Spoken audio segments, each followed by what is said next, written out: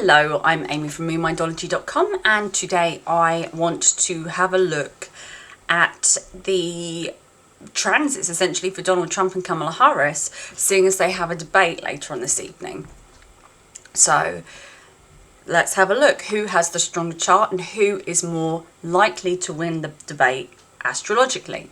So both Trump and Kamala, they both have points around Uranus in Taurus. Kamala has her 7th and 10th ruler here, and it is influenced by Uranus. And I don't think that this is going to be entirely brilliant for her, but if she were to become the first female president, I would really want to see that Pluto and Venus being activated, especially as she is in the dasha of Rahu and Venus. So she's in the right dasha to be the first female president, but you know, her 10th house and the ruler is just, it's so weak right now. It's just got a lot of problems with it.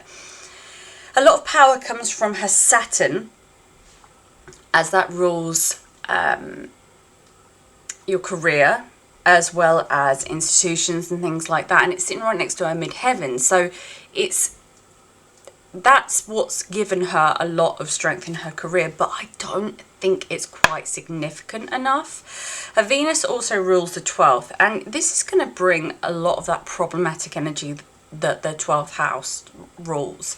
And I suspect that both parties could possibly lose their cool this evening.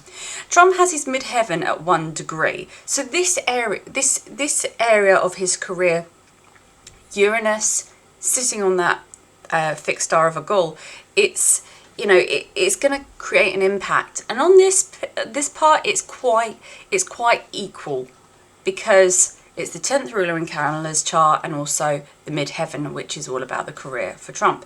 So Jupiter is sitting on Trump's Rahu and his sun, which is going to give him a real boost, and this is going to give him a lot of power. His voice is going to be louder and clearer, and this is still going to be a bit of a... there still can be some scandal as well. And I think that he will probably say things that will upset pockets of the public. And there can also be there is also an aspect to his natal Jupiter in the 2nd house. So we will have support in the house of speech. And this is exactly what he requires during the time of a debate. But he does have Ketu and a debilitated Venus transiting in his 2nd house as well. And I think, to me, this is creating problems with women. And from his chart, he has a problem with women. And I think she is going to, hold up in an argument, and she is going to give him a bit of grief. But he could also have problems with women in his personal life as well, which is going to create problems with how well is he's able to debate on the day. So there could be a case that he is maybe quarrelled with his wife because he has that kind of thing in his chart. Now Mercury is going to be sitting on his ascendant, and this is going to give him the ability to speak clearly and be seen. And the sun is also in Leo, and this is really strong. And it's sitting on Kamala Harris's Venus as well as her Pluto. So this is powerful for her. And so long as she leans into her feminine power, she can be a force to be reckoned with. This is all in her 3rd house. So she's going to have a lot of courage to move forward. And she's really going in with a plan and an idea here. But let's hope it's the right one. Now, they're both going to need their wits and their minds, and they're going to have them clear as well as their words. So let's look at Trump and his loud mouth. So Mercury is in Gemini. It's very strong, and Mars is going to be hanging around here, giving him fighting talk. This is powerful, it's good for debate, and equally Mercury is sitting on his Mars, and this supports the transit again, and it's almost repeated. And in the 11th house, it's good for networking, and in the 1st, it's good for him and how he comes across. It's powerful fighting talk, I would say. And we have covered his 2nd house, which is very mixed, and there can be trouble with women, powerful women especially, as I said. And lastly, you've got the moon. So naturally, he has a debilitated moon, and it's conjunct Ketu. Now, this is not great for the relationships with women, as I mentioned before. And I think going up against Kamala, is going to be really interesting. And as long as she retains her femininity and works with that, I do think it's going to be a problem for him. But if she tries to be masculine in her tactics and tries to have the upper hand and tries to dominate, I don't think it's going to work. So I think it's really going to be dependent on what she decides to do.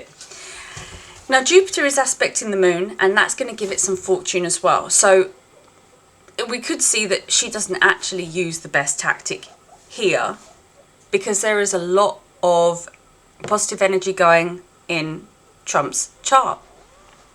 So Kamala is at a disadvantage when it comes to debate, as her Mercury in her natal chart is weak. There isn't really anything helpful going on in the sky either.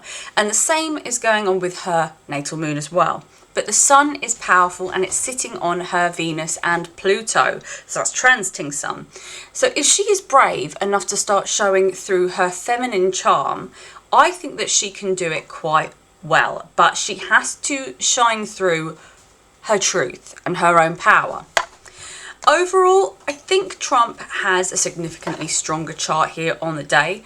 Kamala's strength is, I think, based in the correct tactic, but I'm not sure whether she's actually going to be brave enough to drop her guard here and stop being awkward and weird, as she's constantly trying to falsify her body language by being over the top. So it's sort of like she's always doing something really weird, and it always looks really unnatural, and she always looks uncomfortable. Maybe she will start to relax after a period of time sitting there debating. Maybe she will find herself more comfortable, because maybe she was into debating when she was working in law. So I don't know quite what she's going to do with this, but unless she invokes the power of Pluto and Venus, I don't really think that she's going to be dominating on this talk and on this debate, but we will have to wait and see. Thank you very much for watching, and I will see you next week. Thank you very much. Bye.